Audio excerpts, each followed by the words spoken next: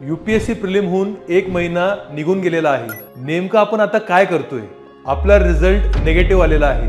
UPSC prelim साठी जेव्हा आपण प्रिपेअर करत होतो 10-10 12-12 तास आपला चांगला अभ्यास होत होता, आपण रूटीन मध्ये होतो। रिझल्ट निगेटिव्ह आल्यानंतर कुठे ना कुठे आपण स्टक झालेलो आहोत का मित्रांनो?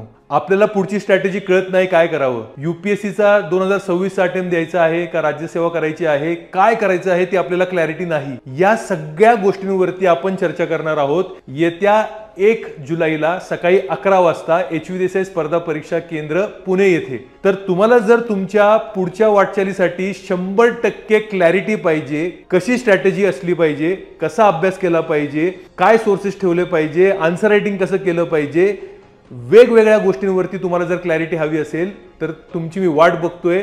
आपण भेटूयात 1 तारखेला सकाळी 11 वाजता।